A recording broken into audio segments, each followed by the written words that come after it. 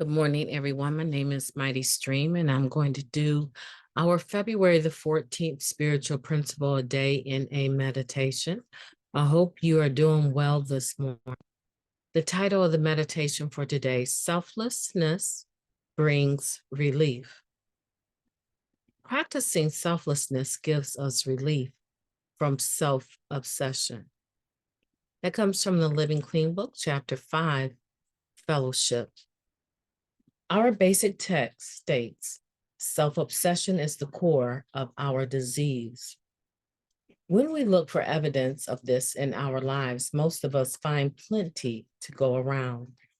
We see ample proof of self-centeredness and self-obsession in many of the thoughts, feelings, and actions that led us to the door of our first meeting. Coming to terms with the way our disease manifested itself in active addiction is a crucial component of the recovery process. We see much more as we stay clean and work a program, like how self-centered fear spirals into self-obsession and continues to manifest in recovery. And thankfully, how selflessness can offer us some relief.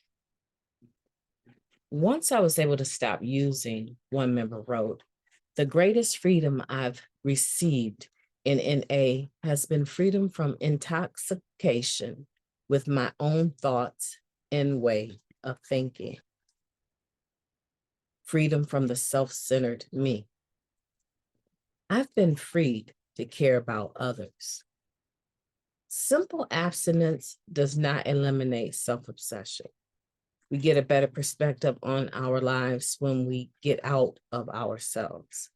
One member was known to tell newcomers, if you feel lousy today, call another addict and ask how they're doing. When we focus all our attention on ourselves, we end up feeling bad. By shifting our focus to others, we usually feel much better about everything, especially when we are helping a newcomer. We find plenty of reasons to be grateful for what we have. Instead of worrying or obsessing about our own desires, we try to practice care and concern for those around us. Selflessness doesn't even have to mean we disappear from the picture altogether. We simply turn our thoughts to others for a bit, and we experience some relief from self-obsession. When self-obsession strikes, I will help another addict. It's that simple. Let's take a moment of silence, followed by the we version of the Serenity Prayer. Moment of silence now, please. Thank you. God, grant us the serenity to accept the things that we cannot change, the courage to change the things that we can, and the wisdom to know the difference.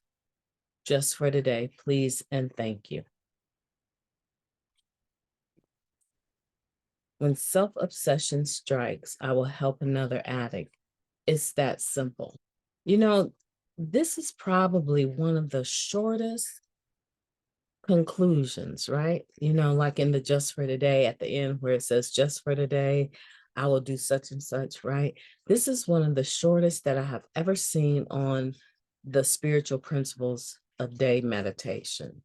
Not the body of it, but at the bottom, this little sentence here. And it's such a fine conclusion to it, because what it's letting us know is that when we are dealing with the intoxication that comes from our own thoughts and way of thinking, right?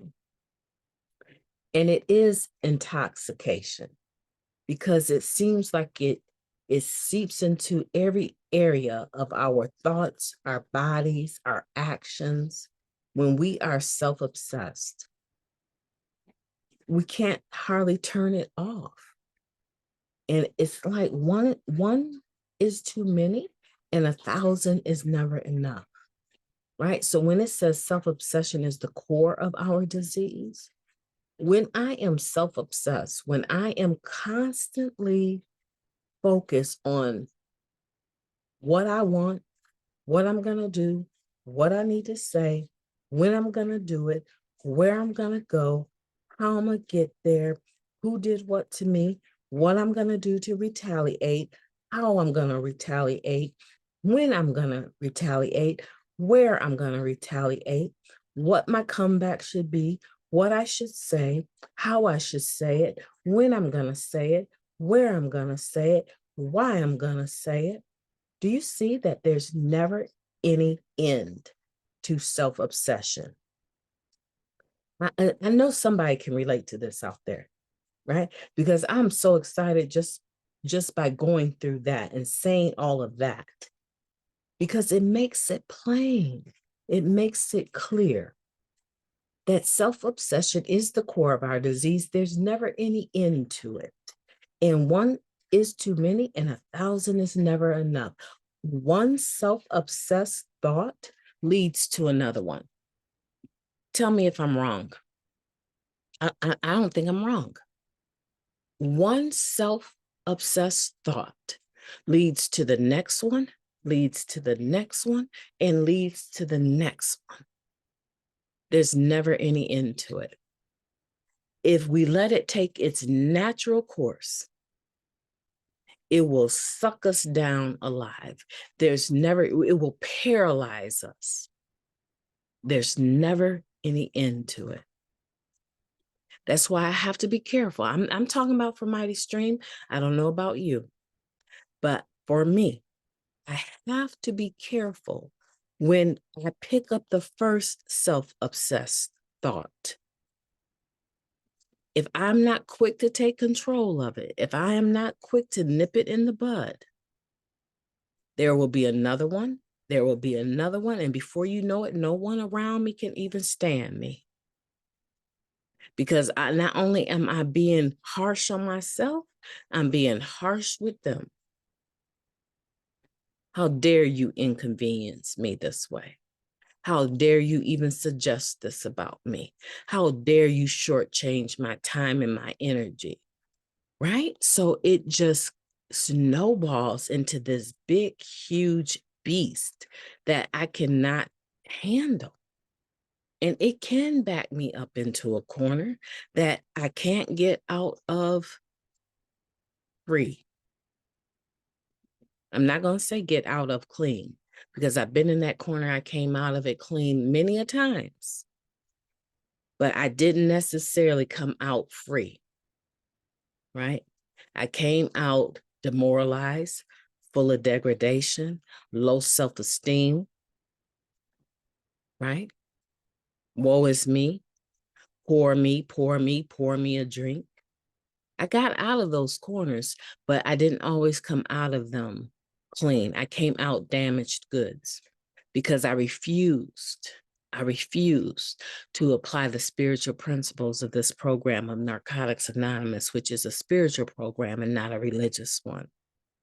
I allowed my self-obsession, which is the core of MightyStream's disease, to take hold of me again. What was my saving grace? What was the thing that helped me most of the time? I'm going to tell you. Selflessness. A decision to get out of myself and do something for someone else. Sometimes it was my stepson asking me if I wanted to take a walk. No, I don't want to take a walk right now. Are you serious?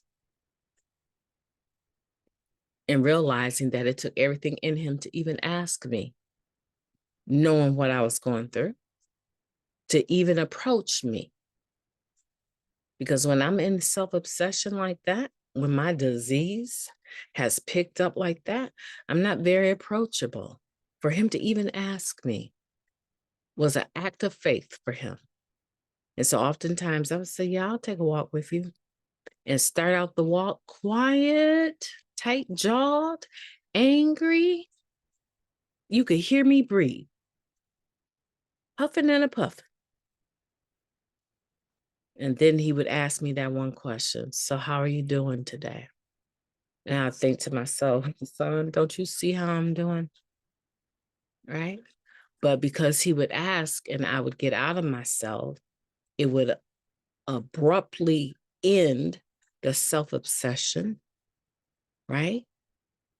Through selflessness, and things would change. So sometimes it was another individual being of service to me, seeing that I was a still suffering addict in that moment. But a lot of times it was my making a decision to do a selfless act.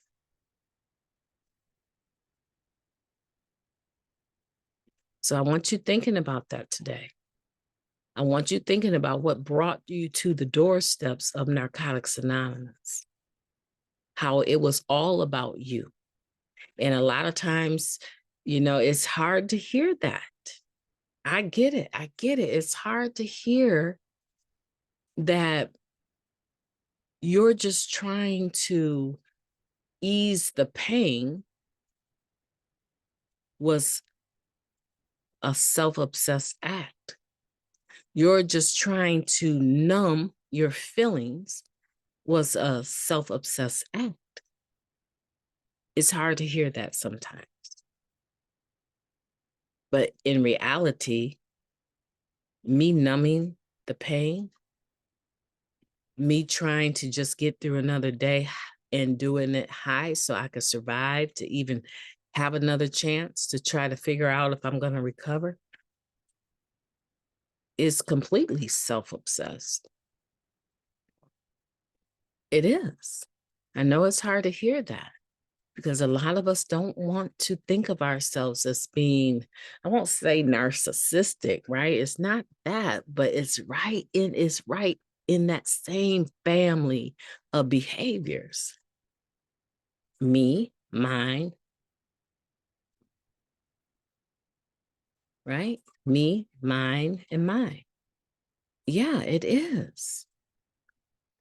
So this is one of those meditations that will either rub you the wrong way or you will get it.